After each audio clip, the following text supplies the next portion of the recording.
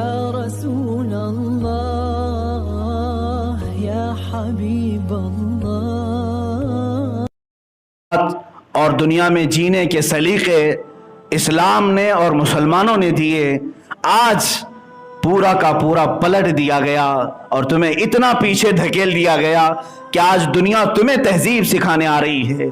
आज तुम्हें management develop करने के लिए तरीके सिखाए जा रहे हैं और बहुत सारी चीजें ऐसी हैं कि गुलामी के अंदाज में तुम सीखने के लिए गैरों के दरबार में जा रहे हो।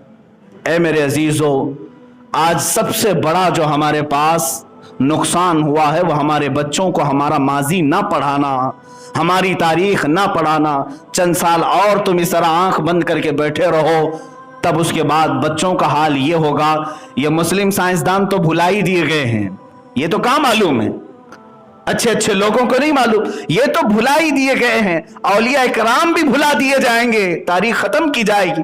और चंद दिनों के बाद मैं बारहा ये कहता हूं, शायद बच्चे बाद में ये भी पूछेंगे मोहम्मद किसका नाम था।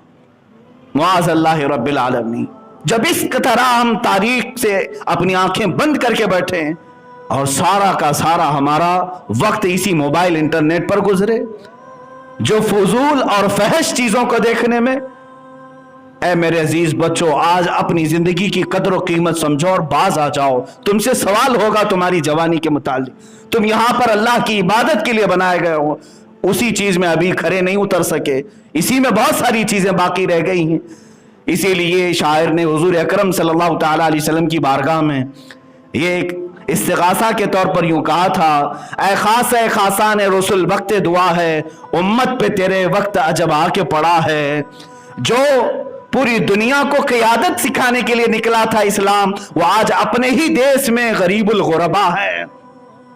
आज जितने मुस्लिम ममालिक हैं वहां की भी हालात यही हैं कि उनके यहाँ गैस है, पेट्रोल है, डीजल है, न जाने क्या क्या मादनियात हैं, लेकिन निकालने वाले यूरोपियन हैं, अमेरिकी हैं। इन पर इजारादारी पूरी बाहर की कंपनियों की है।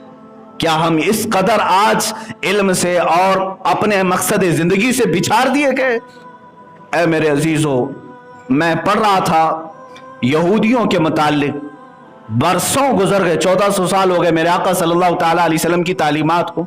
बाज़ उलमा भी इसको रिजेक्ट करते हुए आज अलग अंदाज से बोलने की कोशिश करते हैं। हुजूर ने फरमाया था, अपने बच्चों को निशानाबाजी सिखाओ, तीर अंदाजी सिखाओ। हुजूर अकरम सल्लल्लाहु तआला अलैहि वसल्लम की हदीस में इन्हें घुड़सवारी सिखाओ, तीर अंदाजी सिखाओ। और एक हुजूर अकरम सल्लल्लाहु तआला अलैहि वसल्लम का हुक्म है कि ये तीन चीजें सिखाने के लिए फरमाया गया। आपके बाद जब ये बात कही जाए तो ये घोड़ों का जमाना नहीं, मर्सिडीज कार का जमाना है।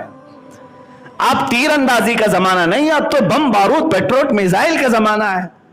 ठीक है, जदीद दुनिया में तुम ये जवाब तो दे सकते हो, लेकिन आज ही की बात मैं बताऊं, इजराइल में आज भी यहूदियों को देखा गया, वहां पर 6 साल के बच्चे को कंपलसरी निशानाबाजी सिखाई जाती है, जबकि उनको मालूम है ये जमाना तीर अंदाजी का नहीं, लेकिन निशानाबाजी क्यों सिखाई जा रही है? घुड़सवारी आज भी सिखाई जा रही है इजराइल में, आज भी। क्या उन्हें नहीं मालूम? वही कारों की इजाद करने वाले लोग हैं बहुत सारे। अजीजा ने गिरामी वकार, मैंने ये महसूस किया, दुनिया की दूसरी कौमें मेरे नबी के फरमान के मकासिद समझ गई और वो हल करने पर अपने बच्चों को आमादा कर लिया, और हम तरक्कियात के नाम पर अपने ही नबी के फरामीन को पीछे छोड़ते चले गए। मैंने शायद इससे कबल भी आपसे कहा था, एक औरत जब हामला हो जाए इजराइल में तो 9 महीने उसकी निगरानी के लिए बजट पास होता है। हामिला औरतों के लिए बजट पास किया जाता है गवर्नमेंट की तरफ से। 9 महीने वो कैसे गुजारेगी? उसे मैथमेटिक्स के टफ फंडे दिए जाते हैं हल करने के लिए कि औरत इनमें अपना वक्त सर्फ करे, उसके पेट में पलने वाला बच्चा ज़हीन पैदा होगा। औरत को हिसाब में पूरा दिन गुजारने के लिए कहा जाता है, बहुत सारी चीजें। और जब पैदा होता है बच्चा, उस वक्त से उसकी प्लानिंग, मास्टर प्लानिंग होती है। हर यहूदी बच्चा बिजनेसमैन बने, हर यहूदी बच्चा टॉप इंजीनियर बने। ये तमाम चीजें उन्होंने अपने बच्चों के साथ किया, इसीलिए मुट्ठी भर होकर पूरी दुनिया पर हुक्मरानी के ख्वाब सोचते। अजीजा ने गिरामी वकार, आज हमारे पास صرف اور صرف ایک آپشن رہ گیا کہ ان بچوں کو جو تم نے آوارہ چھوڑ دیا ہے، بیکار اور عبث چھوڑ دیا، یا پھر جو نوجوانوں نے اپنے آپ کو سمجھ لیا کہ ہم بیکار ہیں، عبث ہیں، وہ واپس آ جائیں۔ اللہ نے تمہیں بیکار نہیں بنایا، فضول نہیں بنایا۔ تمہاری جوانی عیاشیوں کے لیے نہیں ہے میرے عزیز، تمہاری جوانی صرف اور صرف گیم کے لیے نہیں ہے۔ وہ اپنے بچوں کو اصلی گیم کھلا رہے ہیں، میزائل پکڑا کر کے، بندوق پکڑا کر کے، تیر پکڑا کر کے، اور تمہیں موبائل میں مصروف کر کے رکھ دیا۔ تم پب جی میں رہو اور ہم حقیقی میدان میں رہیں گے، تم اسی میں لڑتے رہو اور وہ اپنے بچوں کو حقیقی میدان میں لے آئیں گے۔ آج میں نے یہ دیکھا کہ چند دنوں پہلے ایک بھڑکاؤ بھاشن کرنے، ویسے تو ہمیں یہ کہتے ہیں ہندوؤں میں، ایک سوامی کہہ رہا ہے کہ ہر بچے کو آپ ہتھیار دو، ہر بچے کو ہتھیار دو۔ کیا آپ کو ہندوستانی نظام کے ڈپارٹمنٹ پر نہیں بھروسہ ہے؟ ہم نے تو کبھی اپنے بچوں کے متعلق اس طرح کی باتیں نہیں کی، لیکن وہ تمام چیزیں کھل کر کے اس بات کو کر رہے ہیں، کہہ رہے ہیں۔ صرف اس لیے میرے عزیزوں کے الرٹ رکھنا چاہتی ہے ہر قوم اپنے بچوں کو۔ آج میں بھی آپ سے یہی گزارش کرنا چاہوں گا، اٹھو، وہ کرنا حشر نہ ہوگا پھر کبھی۔